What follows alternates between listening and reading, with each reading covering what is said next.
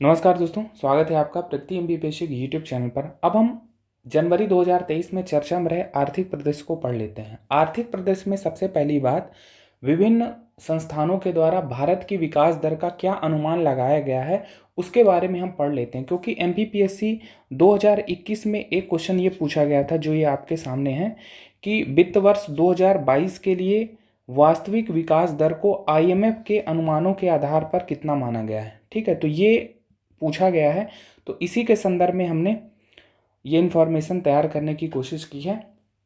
तो विभिन्न संस्थान जैसे विश्व बैंक हो गया, आईएमएफ हो गया, भारत की ग्रोथ रेट या भारत की जीडीपी वृद्धि दर का कितना अनुमान लगाते हैं उसको हम देख लेते हैं। तो सबसे पहले हम देख लेते हैं ये ग्लोबल इकोनॉमिक प्रोस्पेक्ट रिपोर्ट 2023 जो कि विश्व बैंक द्वारा जारी की गई है। विश्व बैंक वर्ष में 2 बार ग्लोबल इकोनॉमिक प्रोस्पेक्ट रिपोर्ट जारी करता है। अब हमारे एग्जाम में क्या पूछा जा सकता है, पहला क्वेश्चन तो यही बनेगा कि ग्लोबल इकोनॉमिक प्रोस्पेक्ट रिपोर्ट कौन जारी करता है। विश्व बैंक, आईएमएफ, विभिन्न संस्थानों के नाम दे देगा, तो हमें ध्यान रखना है विश्व बैंक जारी करता है। अभी हमने बात की कि 2 बार जारी करता है ये वर्ष में, एक बार जनवरी में जारी करता है और एक बार जून में जारी करता है।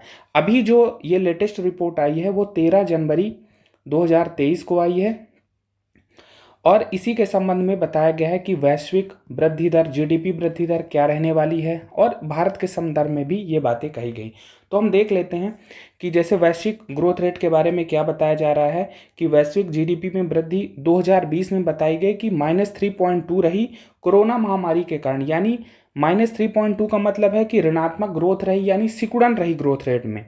वहीं 2021 में 5.9% रही और 2022 में अनुमान लगाया गया है ग्लोबल इकोनॉमिक प्रोस्पेक्ट रिपोर्ट 2023 में वर्ल्ड बैंक के द्वारा कि 2022 में 2.9% रहेगी। वहीं 2023 के लिए 1.7% का अनुमान लगाया गया है। 2024 के लिए भी अनुमान लगाया गया है कि जो वैश्विक जीडीपी वृद्धि दर रहेगी वो 2.7% रहेगी। 2022 में आप देखेंगे कि ग्रोथ रेट 2.9% है। उसका कारण बताया गया है कि रूस यूक्रेन युद्ध के कारण ऐसा रहने वाला है। इस रिपोर्ट में एक और महत्वपूर्ण बात बताई गई कि चीन एकमात्र ऐसा देश है जिसने कोरोना महामारी के दौरान 2.2% की ग्रोथ रेट अर्जित की। यानी आप देखेंगे कि यहाँ 2020 में माइनस ग्रोथ रेट है, फिर भी चाइना में 2.2% की ग्रोथ रेट रही है। तो ये एक फैक्ट बताया गया है, तो हमें ये ध्यान रखना है। अब हम भारत के संदर्भ में अगर बात करें तो भारत की जीडीपी वृद्धि दर के संबंध में ग्लोबल इकोनॉमिक प्रोस्पेक्ट रिपोर्ट क्या कहता है। विश्व बैंक के आंकड़ों के अनुसार जो भारत में कोरोना महामारी के दौरान ग्रोथ रेट रही है वो कितनी रही है, -6.6%, यानी यहाँ भी सिकुड़न देखी गई। 2021 में कितनी रही, 8.7%, और ये विश्व के सभी प्रमुख देशों में सर्वाधिक ग्रोथ रेट रही है, ये बात ध्यान रखना है। और इसी संदर्भ में 2022 में अनुमान लगाया गया है कि भारत की ग्रोथ रेट कितनी रहने वाली है, 6.9%, और 2023 में 6.6% का अनुमान लगाया गया है ये विश्व बैंक की ग्लोबल इकोनॉमिक प्रोस्पेक्ट रिपोर्ट में। तो इस प्रकार से हमने विश्व बैंक क्या आकलन करता है अपनी जनवरी 2023 की रिपोर्ट में उसके बारे में पढ़ा। अब हम आगे चलते हैं। अब हम देख लेते हैं कि UNDESA, United Nations Department of Economic and Social Affairs, संयुक्त राष्ट्र का आर्थिक एवं सामाजिक विभाग वैश्विक जीडीपी वृद्धि दर और भारत के संदर्भ में जीडीपी वृद्धि दर के क्या अनुमान बता रहा है। और ये बात ध्यान रखना है कि हमारे एग्जाम में पूछा जा सकता है कि world economic situation and prospects report कौन जारी करता है, तो अंदेसा, फुल फॉर्म हमने बात की, United Nations develop department of Economic and Social Affairs, संयुक्त राष्ट्र का आर्थिक एवं सामाजिक विभाग। आप यहाँ देखेंगे यहाँ भी प्रोस्पेक्ट्स नाम आ रहा है, तो कंफ्यूज नहीं हो जाना है। ग्लोबल इकोनॉमिक प्रोस्पेक्ट रिपोर्ट विश्व बैंक जारी करता है, वहीं आप नाम इसका देखेंगे कि world economic situation and prospects report, ये नाम है, तो नाम में अंतर है। अब हम देखते हैं कि वैश्विक जीडीपी वृद्धि दर की क्या अनुमान लगाई जाती है इस रिपोर्ट में। तो 25 जनवरी 2023 को अंदेसा द्वारा world economic situation and prospects report जारी की गई। उसमें वैश्विक जीडीपी वृद्धि दर का अनुमान बताया गया कि 2021 में 5.8% ग्रोथ रही, वहीं 2022 में 3% ग्रोथ रेट रहने का अनुमान है, 2023 में 1.9% और 2024 में 2.7% वैश्विक जीडीपी वृद्धि रहने का अनुमान अंदेसा द्वारा world economic situation and prospects report में लगाया गया है। अगर हम भारत के संदर्भ में बात करें कि भारत की जीडीपी वृद्धि दर क्या रही है, तो 2020 में -7.1% रही है, सिकुड़न रही है, ऋणात्मक ग्रोथ रेट रही है भारत की। वहीं 2021 में 8.9%, 2022 में 6.4% रहने का अनुमान बताया गया है। वहीं 2023 में 5.8% और 2024 में 6.7% रहने का अनुमान अंदेशा की इस रिपोर्ट में बताया गया है। अब हम आगे चलते हैं और आईएमएफ द्वारा जो आकलन किया गया है उसको भी देख लेते हैं, क्योंकि आप देखेंगे कि जो शुरुआत में हमने क्वेश्चन की बात की थी, तो आईएमएफ के अनुमानों के अनुसार वित्त वर्ष 2022 के लिए क्या ग्रोथ रेट थी, इसके बारे में क्वेश्चन पूछा गया था। तो आगे भी इस तरह के क्वेश्चन पूछे जा सकते हैं। तो आईएमएफ ने अपनी रिपोर्ट जारी की 31 जनवरी 2023 को, और रिपोर्ट का नाम है वर्ल्ड इकोनॉमिक आउटलुक रिपोर्ट। अगर एग्जाम में पूछा जाए कि वर्ल्ड इकोनॉमिक आउटलुक रिपोर्ट कौन जारी करता है, तो उसका उत्तर होगा आईएमएफ। अब वैश्विक जीडीपी वृद्धि दर के बारे में ये रिपोर्ट क्या कहती है कि 2021 में ग्रोथ रेट कितनी रहने वाली है, 6.2% रही, 2022 में 3.4% रही है। वहीं 2023 का अनुमान लगाया गया है कि 2.9% रहेगी, और 2024 के लिए अनुमान लगाया गया कि 3.1% रहेगी। रूस के बारे में इस रिपोर्ट में बताया गया है कि रूस की जो जीडीपी वृद्धि दर है वो 2022 में माइनस में चली जाएगी, -2.2% बताया गया है। ऐसा क्यों है? अनुमान लगाया गया है कि 2022 में, क्योंकि रूस यूक्रेन युद्ध के कारण, और 2023 में अनुमान लगाया गया है कि जो रूस की इकोनॉमी है 0.3% की ग्रोथ रेट से वृद्धि करेगी। तो ये बातें बताई गई हैं वैश्विक जीडीपी या वैश्विक परिदृश्य के संदर्भ में। अब अगर हम देखें कि भारत के संदर्भ में वर्ल्ड इकोनॉमिक आउटलुक रिपोर्ट क्या कहती है, तो 2021 में 8.7% की ग्रोथ रेट रही भारत की। वहीं 2022 में 6.8% का अनुमान लगाया गया है। भारत का जो आरबीआई है, रिजर्व बैंक ऑफ इंडिया, वो भी यही आकलन बताता है, 6.8% की ग्रोथ रेट का आकलन करता है 2022 के लिए। वहीं 2023 के लिए जो अनुमान है वो 6.1% है, और 2024 के लिए अनुमान 6.8% है। तो इस प्रकार से वर्ल्ड इकोनॉमिक आउटलुक रिपोर्ट वैश्विक और भारत के संदर्भ में जो भी आकलन बताती है उसे हमने देखा। हमारे एग्जाम में विगत वर्षों में ऐसे प्रश्न पूछे गए हैं, जैसा कि हमने अभी आपको दिखाया कि 2021 में ही ऐसा प्रश्न पूछा गया, तो आगे भी आने की संभावना है। अब हम एक टेबल के रूप में दोनों में कंपेयर करके देख लेते हैं कि ये कितना अनुमान बता रहे हैं। आप यहाँ पर देखेंगे कि हमने तीनों ही संस्थानों के द्वारा, जो वर्ल्ड बैंक, अंदेशा और आईएमएफ के द्वारा भारत के संदर्भ में जीडीपी वृद्धि दर का आकलन किया है, उसके बारे में हमने यहाँ पर टेबल के फॉर्म में इसे रखने की कोशिश की, जो अभी हमने यहाँ पर पढ़ा।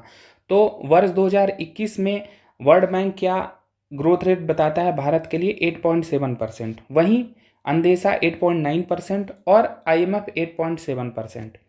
2022 के लिए भारत की जीडीपी वृद्धि दर का अनुमान लगाया गया है वर्ल्ड बैंक द्वारा 6.9, 6.4 अंदेशा के द्वारा, 6.8 आईएमएफ के द्वारा। 2023 के लिए 6.6, 5.8 और 6.1। तो इस प्रकार से हमने ये तुलना करके भी देख लिया है, क्योंकि हमारे एग्जाम में पूछा गया था, इसलिए हमने इसको इतना डिटेल से डिस्कस किया। चलते हैं आगे। अगली बात कृषि महोत्सव प्रदर्शनी एवं प्रशिक्षण के बारे में है।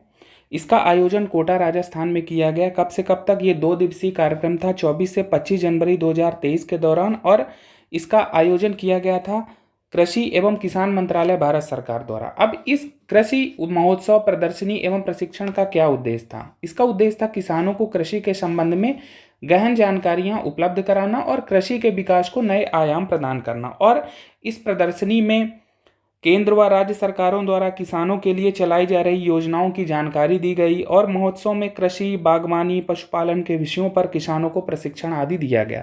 तो ये महत्वपूर्ण है, अगर हमारे एग्जाम में पूछा जाएगा कि हाल ही में कृषि महोत्सव प्रदर्शनी एवं प्रशिक्षण का आयोजन किस राज्य में हुआ, तो राजस्थान में हुआ।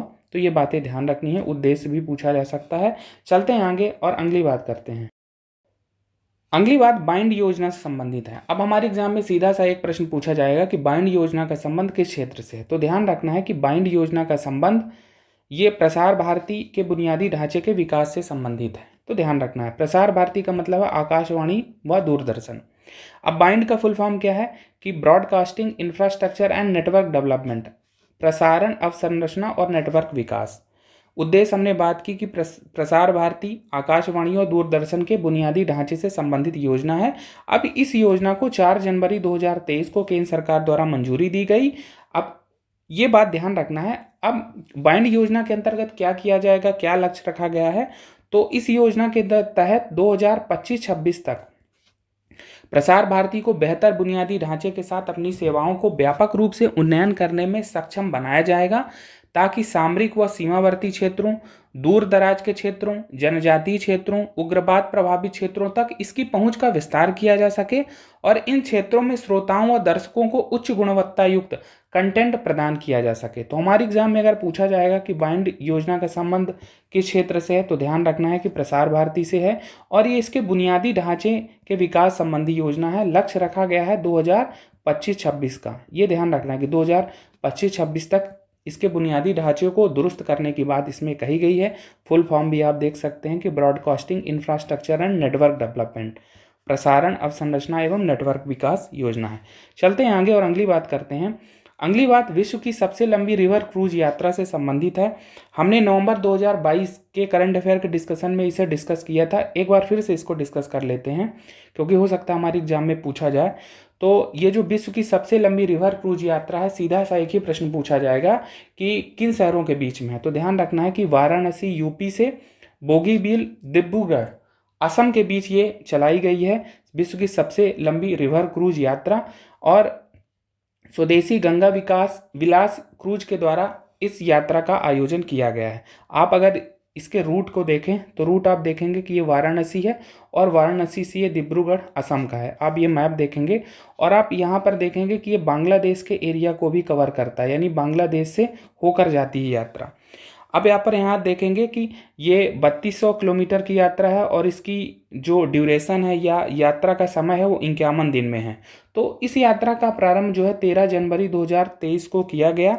जैसा कि हमने बात की, स्वदेशी गंगा विलास क्रूज के जरिए 51 दिनों में ये यात्रा संपन्न होगी और इस दौरान भारत व बांग्लादेश की 27 नदी प्रणालियों से होते हुए 50 से भी अधिक पर्यटन स्थलों को यह क्रूज कवर करेगा। हमने बात की ना कि बांग्लादेश भी इसमें आ रहा है, यहाँ से यात्रा ये प्रारंभ हो रही है, आप देखेंगे, और ये बांग्लादेश होते हुए असम पहुँचेगी। अब इस रिवर क्रूज यात्रा का क्या महत्व है? अगर हम इसके महत्व की बात करें तो इससे हमारा देसी विदेशी पर्यटन बढ़ेगा, रिवर क्रूज पर्यटन बढ़ेगा। और पहली यात्रा में जो 13 जनवरी 2023 को प्रारंभ हुई तो उसमें स्विट्जरलैंड के 32 यात्री सम्मिलित थे। अब इस क्रूज का संचालन हमने बताया कि ये जो क्रूज है स्वदेशी गंगा विलास क्रूज के द्वारा इस यात्रा का समापन किया गया या इस यात्रा को करवाया गया। तो इस क्रूज का संचालन कौन कर रहा था? कोलकाता की एक निजी कंपनी है अंतारा लग्जरी रिवर क्रूज। तो ये बातें ध्यान रखनी है। सबसे महत्वपूर्ण बात यही है कि अगर हमारे एग्जाम में पूछा जाएगा कि विश्व की सबसे लंबी रिवर क्रूज यात्रा किन दो शहरों के बीच चलाई गई है, तो वाराणसी जो कि उत्तर प्रदेश का एक शहर है और डिब्रूगढ़ बोगीबील जो कि असम का एक शहर है। तो ये बातें ध्यान रखनी है। चलते हैं आगे और अगली बात करते हैं। अगली बात मनोहर इंटरनेशनल एयरपोर्ट से संबंधित है। हाल ही में चर्चा में क्यों रहा? क्योंकि इसका उद्घाटन 11 दिसंबर 2022 को प्रधानमंत्री मोदी द्वारा किया गया। अब इसके तो मनोहर इंटरनेशनल एयरपोर्ट कहाँ स्थित है? सबसे महत्वपूर्ण क्वेश्चन इसमें यही है। तो ये गोवा का नया अंतर्राष्ट्रीय हवाई अड्डा है। इसके पहले भी एक हवाई अड्डा गोवा में है जिसका नाम है डोबोलिम अंतर्राष्ट्रीय हवाई अड्डा। तो सही जोड़ी मिलाने में ये पूछा जा सकता है कि डोबोलिम अंतर्राष्ट्रीय हवाई अड्डा किस राज्य में है या किस राज्य से संबंधित है। ऐसे ही मनोहर इंटरनेशनल एयरपोर्ट के बारे में पूछा जा सकता है। कुछ और बातें अगर हम जानें कि मनोहर इंटरनेशनल एयरपोर्ट का नामकरण, तो इसका नामकरण मनोहर पर्रिकर जो कि गोवा के पूर्व मुख्यमंत्री रहे हैं और देश के रक्षा मंत्री भी रहे हैं, तो उनके नाम पर ये किया गया है। अब ये कहाँ स्थित है? उत्तरी गोवा जिले में मोपा क्षेत्र में ये स्थित है। तो ध्यान रखना अगर पूछा जाएगा कि मनोहर इंटरनेशनल एयरपोर्ट कहाँ है, तो गोवा में है। तो ध्यान रखना है। चलते हैं आगे और अगली बात करते हैं। अगली बात वंदे भारत एक्सप्रेस से है। अब ये चर्चा में क्यों रही है? क्योंकि 8 रूट मार्गों पर वंदे भारत एक्सप्रेस का प्रचालन चल रहा है जनवरी 2023 तक, यानी जनवरी 2023 तक 8 रूट मार्गों पर वंदे भारत एक्सप्रेस चलाई जा चुकी है। आप ये देखेंगे कि यहाँ पर एक लिस्ट है, ये पूरे 8 रूट बताए गए हैं। 3 रूट तक हमने चर्चा की थी शायद सितंबर के करंट अफेयर में, और उसके बाद ये अक्टूबर में, नवंबर में, दिसंबर में और जनवरी तक लगभग 8 रूट मार्गों पर चलाई जा चुकी है। आप इसका रूट भी देख लेंगे एक बार। अब इसमें एक चीज़ इंपॉर्टेंट है कि वंदे भारत एक्सप्रेस के बारे में, ये देश की सबसे तेज गति से चलने वाली ट्रेन है और इसकी स्पीड लगभग है 160 किलोमीटर पर आवर। और इसमें जो है हवाई जहाज़ जैसी सुविधाएं दी जाती हैं, या हवाई जहाज़ जैसी सुविधाओं से संपन्न है ये वंदे भारत एक्सप्रेस। एक और बात महत्वपूर्ण है कि ये अभी 8 रूट मार्गों तक चलाई गई है जनवरी 2023 तक। अभी कितने ऐसे और वंदे भारत एक्सप्रेस चलाई जाएंगी? तो आज़ादी के अमृत काल में, जो कि आज़ादी के 75 वर्ष पूरे होने के बाद से 100 वर्ष की अवधि को कहा जा रहा है, तो 75 रूट मार्गों पर यह ट्रेन चलाई जाएगी। यानी अभी ये 8 चली हैं, 75 तक चलना है, ये ध्यान रखना है। तो ये बातें महत्वपूर्ण हैं, हमारे एग्जाम में पूछा जा सकता है, ठीक है, कि कितनी वंदे भारत एक्सप्रेस चलाई जाएंगी। तो हमको ध्यान रखना है कि 75 रूट मार्गों पर ये चलाई जाएंगी वंदे भारत एक्सप्रेस के बारे में। अभी ये सब रूट के बारे में आप एक बार ज़रूर देख लें। चलते हैं आगे और अगली बात करते हैं। अगली बात Mumbai trans harbour link MTHL के बारे में है। अब ये MTHL क्या है? देश का सबसे लंबा समुद्री पुल है ये। इसकी लंबाई 21.8 किलोमीटर है। अब इसमें क्या क्या बातें इंपॉर्टेंट है? ये 6 लेन का पुल है।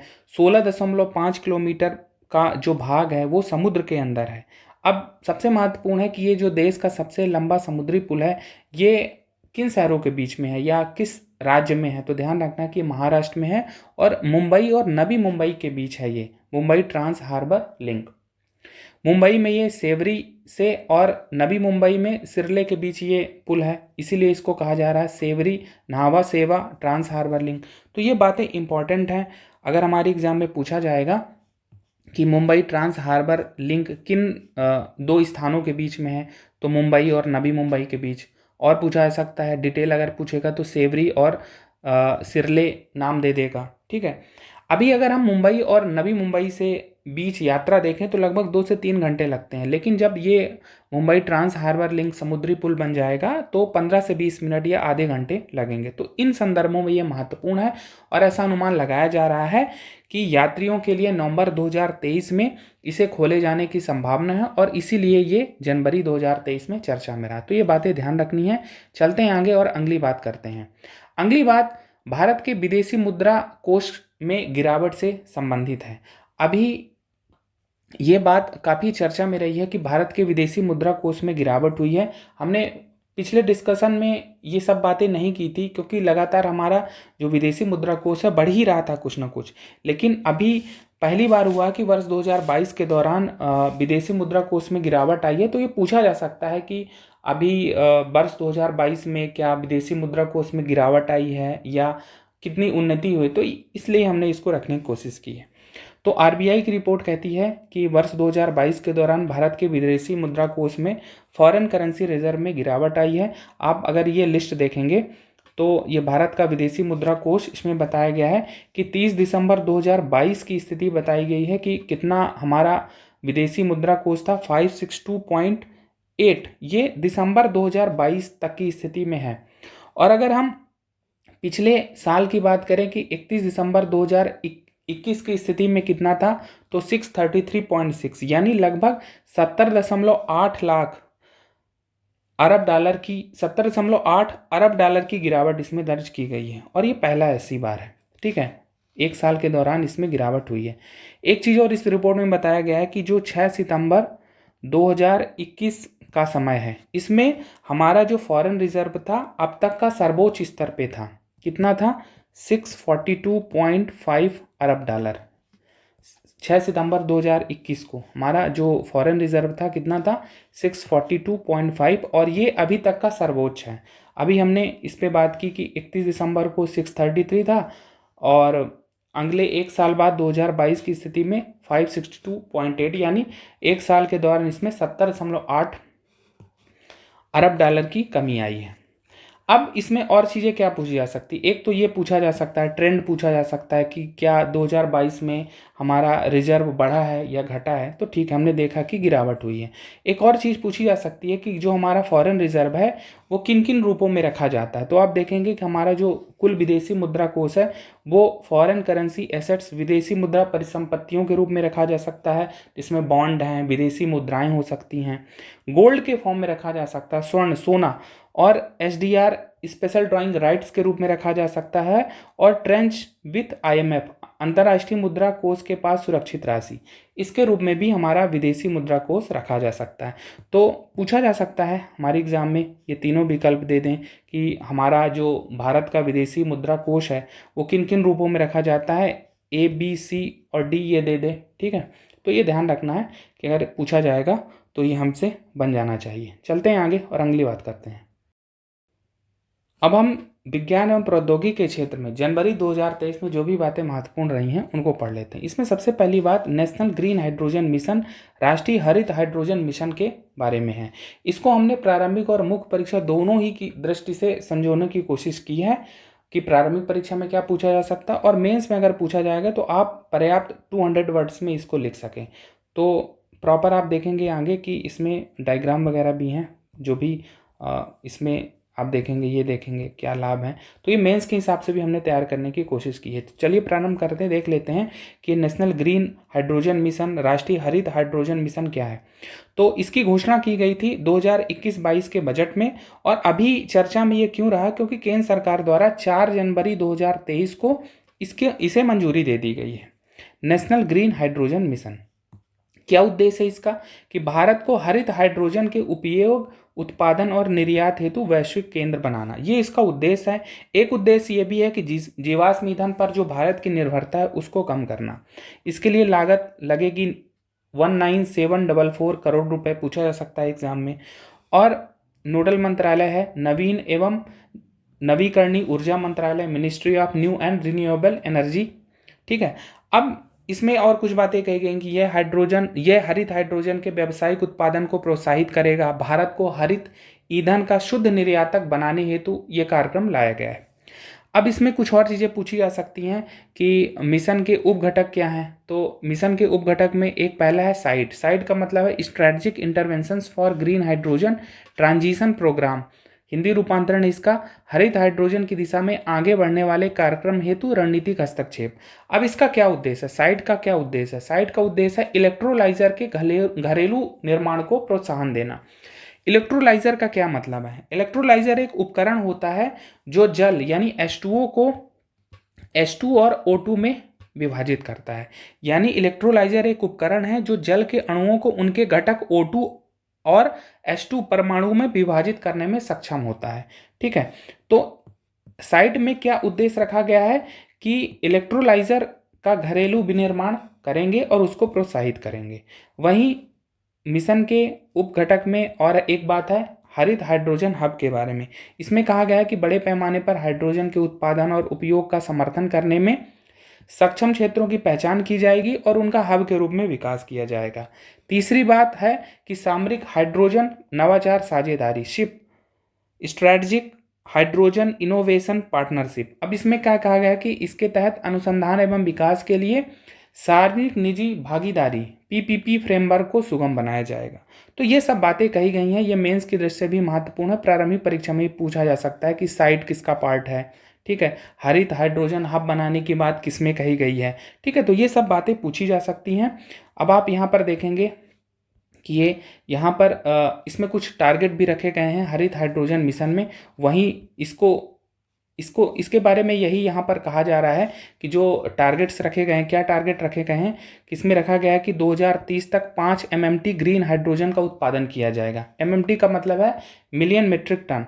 ये लक्ष्य रखे गए हैं। 6 लाख नए हरित रोजगार बनाने की बात कही गई है, सृजित करने की बात कही गई है। वहीं ये कहा गया है कि जो 50 MMT कार्बन उत्सर्जन में कटौती होगी, 60 से 100 मेगावाट इलेक्ट्रोलाइजर इंस्टॉलेशन किए जाएंगे। हमने बात की कि इलेक्ट्रोलाइजर, ये हमने साइट में पढ़ा था कि साइट प्रोग्राम में कहा गया है कि इलेक्ट्रोलाइजर के घरेलू विनिर्माण को बढ़ावा देंगे।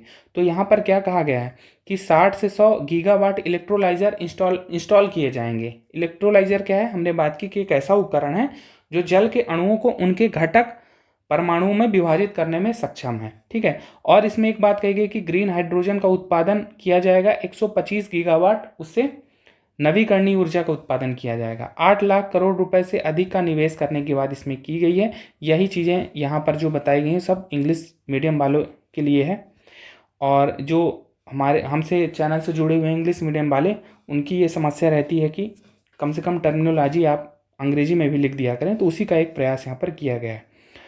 और यहाँ पर बताया गया है कि जो हाइड्रोजन की श्रेणियाँ हैं कौन कौन सी हैं, उत्पादन विधि के आधार पर आप देखेंगे कि ग्रे हाइड्रोजन है, ब्लू हाइड्रोजन है, ग्रीन हाइड्रोजन। यहाँ पर हम ग्रीन हाइड्रोजन की बात कर रहे हैं। तो ग्रीन हाइड्रोजन में उसका निर्माण किया जाता है इलेक्ट्रोलिसिस से, और ये इलेक्ट्रोलिसिस की प्रोसेस होती है अक्षय ऊर्जा से, यानी रिन्यूएबल एनर्जी से। अब इलेक्ट्रोलिसिस क्या है? विद्युत ऊर्जा का उपयोग करके जब आप O2 और H2 परमाणुओं को अलग करते हैं तो उसको इलेक्ट्रोलिसिस कहा जाता है। तो ध्यान रखना है कि ये जो विद्युत ऊर्जा होगी वो अक्षय ऊर्जा होगी, रिन्यूएबल एनर्जी होगी। तो ये बातें ध्यान रखनी है, ठीक है। और यहाँ पर मेंस के हिसाब से ही बताया गया कि इस मिशन से क्या क्या लाभ होने वाले हैं। तो अग्रणी निर्माता भारत बनेगा, जैसा कि हमने बात की कि इसका लक्ष्य है कि भारत को हरित ईंधन का शुद्ध निर्यातक बनाना, तो वही इसमें बात कही गई है। निर्यात की बात की गई है, आयात निर्भरता को कम करने की बात कही गई है, स्वदेशीकरण की बात कही गई है, और ऐसे ही रोजगार संबंधी बात कही गई है। तो ये चीज़ें इंपॉर्टेंट है प्री के लिए भी और मेंस के लिए। प्री के लिए तो यही पूछा जाएगा कि इसका संबंध किस क्षेत्र से है, ठीक है, और इसमें कौन सा मंत्रालय है, साइट के बारे में पूछा जा सकता है, इन सब चीज़ों के बारे में पूछा जा सकता है। लक्ष्य क्या रखे हैं, ठीक है, जो ये यहाँ पर हमने लक्ष्य की बात की कि 2030 तक 5 MMT ग्रीन हाइड्रोजन के उत्पादन का लक्ष्य है, 6 लाख नए हरित रोजगार सृजन करने का लक्ष्य है, इलेक्ट्रोलाइजर जो इंस्टॉलेशन है उसके बारे में पूछा जा सकता है। तो इस प्रकार से हमने ग्रीन हाइड्रोजन मिशन को देखा। चलते हैं आगे। अगली बात C2022E3 ZTF धूमकेतु के बारे में है। अब ये चर्चा में क्यों रहा है, पहले इसके बारे में जान लेते हैं कि ये जो C2022E3 ZTF धूमकेतु है, इसकी खोज हुई थी 2 मार्च 2022 को। किसके द्वारा हुई थी? ZTF के द्वारा। ZTF का क्या मतलब है? ज्विकी ट्रांजिट फैसिलिटी। तो इसके द्वारा ज्विकी ट्रांजिट फैसिलिटी के द्वारा इसकी खोज की गई थी। आप नाम में भी देखेंगे 2022 में खोजा गया है, और ZTF के द्वारा, ज्विकी ट्रांजिट फैसिलिटी के द्वारा। और ये धूमकेतु है, लगभग 50,000 वर्षों में पहली बार पृथ्वी के ये करीब आ रहा है, और ऐसा अनुमान लगाया गया कि फरवरी 2023 में इसको देखा जाएगा, नग नागों से देखा जा सकता है। तो ध्यान रखना, अगर हमारे एग्जाम में पूछा जाएगा कि C2022E3 ZTF ये क्या है, तो ये कॉमेट है, धूमकेतु है। चलते हैं आगे और अगली बात करते हैं। अगली बात AK-203 राइफल से संबंधित है। हाल ही में चर्चा में क्यों रही है? क्योंकि उत्तर प्रदेश के अमेठी में कोरबा में इसका उत्पादन किया जा रहा है, मेक इन इंडिया पहल के अंतर्गत। कौन निर्माण कर रहा है, कौन उत्पादन कर रहा है? तो उत्पादन कर रहा है IRRPL। क्या मतलब है? Indo Russian rifle private limited. Indo Russian rifle private limited इसका उत्पादन कर रहा है। अब ये संयुक्त उपक्रम है किसका? भारत के ऑर्डिनेंस फैक्ट्री बोर्ड तथा रूस की कलाशनिकोव कंसन्स का, और रोसोबोरॉन एक्सपोर्ट का, ठीक है। ये संयुक्त उपक्रम है। इसका उद्घाटन PM मोदी द्वारा मार्च 2019 में किया गया था। किसका संयुक्त उपक्रम है, एक बार और पढ़ लेते हैं। भारत के ऑर्डिनेंस फैक्ट्री बोर्ड तथा रूस की कलाशनिकोव कंसन व रोसोबोरॉन एक्सपोर्ट का। अब इसमें यह कहा गया था कि मार्च 2023 में AK-203 राइफल की पहली खेप आ जाएगी। दिसंबर 2021 में रूस के साथ हमने समझौता किया था, जिसमें लगभग 6.1 लाख राइफलों का उत्पादन किया जाना प्रस्तावित था, और इसमें रूसी तकनीक के द्वारा उत्पादन किया जाएगा, रूसी पार्ट्स आएंगे वहां से, ठीक है। तो ये बातें महत्वपूर्ण है जो हमने AK-203 राइफल के संबंध में पढ़ी। अब एग्जाम में हमारे क्या पूछा जा सकता है? पूछेगा AK-203 राइफल का उत्पादन भारत के किस राज्य में किया जा रहा है? तो उत्तर प्रदेश के अमेठी के कोरबा में। किस देश के सहयोग से? तो रूस के सहयोग से। रूस हमें टेक्नोलॉजी देगा और पार्ट्स भी देगा। तो ये बातें महत्वपूर्ण है। चलते हैं आगे और अगली बात करते हैं। अगली बात INS वागीर पनडुब्बी से संबंधित है। अब हाल ही में चर्चा में क्यों रही है? क्योंकि INS वागीर को औपचारिक रूप से भारतीय नौसेना के बेड़े में शामिल कर लिया गया है। कब की बात है? 23 जनवरी 2023 को। अब INS वागीर के बारे में कुछ चीज़ें जान लेते हैं। तो इसका निर्माण कौन कर रहा है? मझगांव डाक शिप बिल्डर्स लिमिटेड MDL द्वारा प्रोजेक्ट 75 के तहत इसका निर्माण हो रहा है। और ये कलवारी श्रेणी की 5वीं पनडुब्बी है। कलवारी श्रेणी में 6 पनडुब्बियां हैं। कौन कौन सी हैं?